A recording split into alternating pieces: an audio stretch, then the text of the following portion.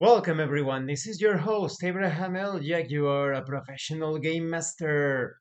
First of all, this channel is proudly sponsored by Detri Studios, the publishers and developers of Dames of Asstoria, a tabletop role-playing game where you play as monster girls experiencing high adventure in a world that doesn't fully accept them. They have recently released Daughters of Lamb. This is a pay what you want tabletop RPG where you get to play as cybernetic nuns with guns, looking for the missing pieces of their AI god. You will find it in their website. The link will be in the description and in the pinned comment. This channel is also proudly sponsored by the Red Room Publishing. Please check out their store for exclusive tabletop RPG products and check out their recent release. Rather, check out their free tabletop RPG. This is not recent. Well, somewhat recent, but the important point is that it is free. This is the Red Roleplaying Game. This is able to handle any sort of theme, genre, setting, flavor that you can throw at it. And it's free. You can download it in their website. The link will be in the description and in the pinned comment as well. And they have so many other games, especially for the spooky season right now. They have all sorts of horror and scary tabletop RPGs for you to play. Now, let me maximize myself. A moment, please. There we go. Today, I wanted to talk about the latest KULT Divinity Lost the Black Madonna session. If you haven't seen it, please check out the playlist in the description of this video. This particular video is going to contain spoilers.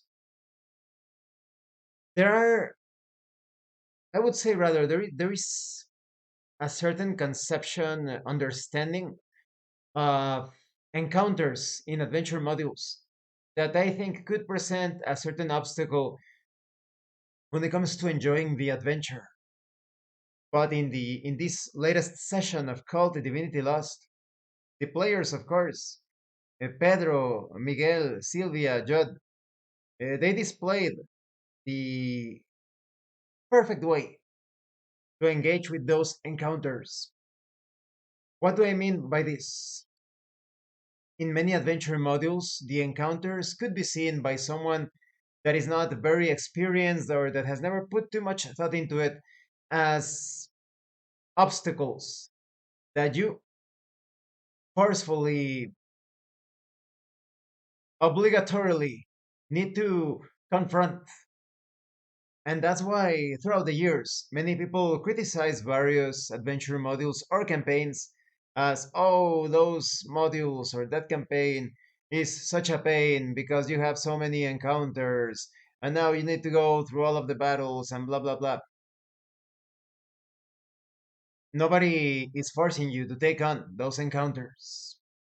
As long as you have a skilled game master, he will be able to adjudicate, to validate your approaches towards all of the encounters, even skipping some of them. I have seen so many adventures and scenarios, published adventures and scenarios, where the game master, dungeon master takes a look at them and he thinks, oh no, now the players are they're going to take so long taking care of this encounter, this social situation, in this battle. But there are so many approaches to each encounter.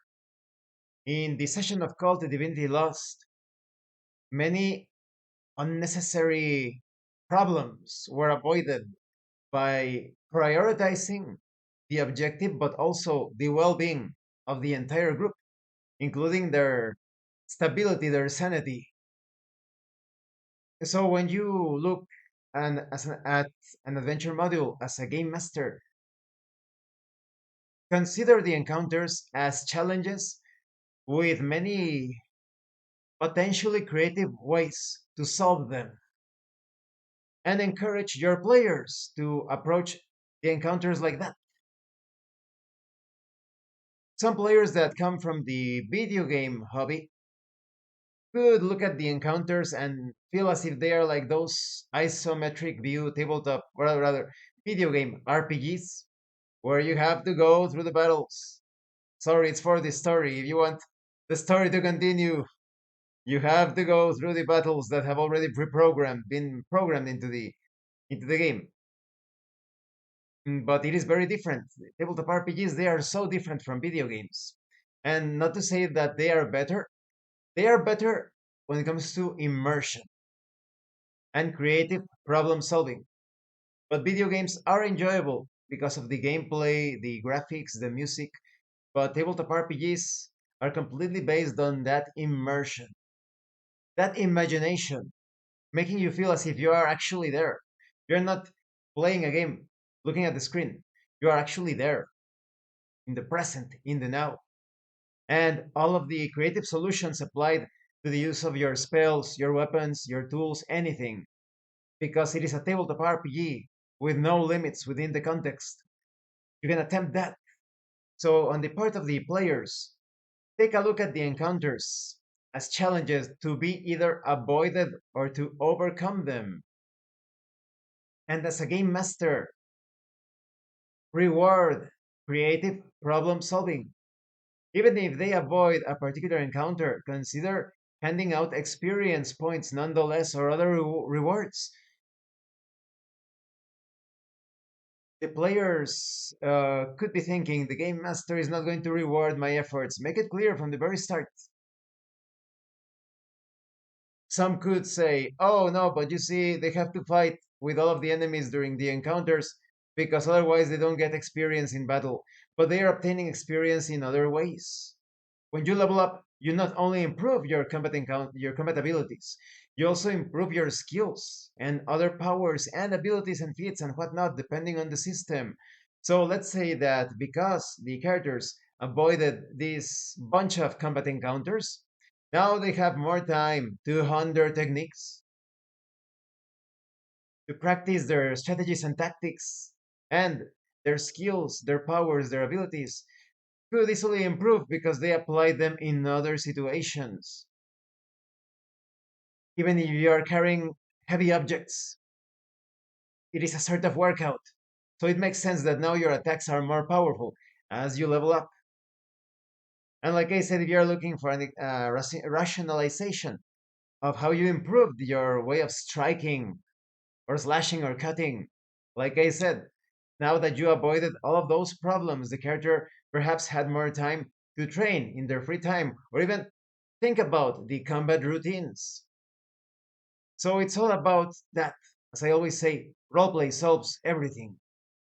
Don't feel as if you have to go through the gauntlet of encounters.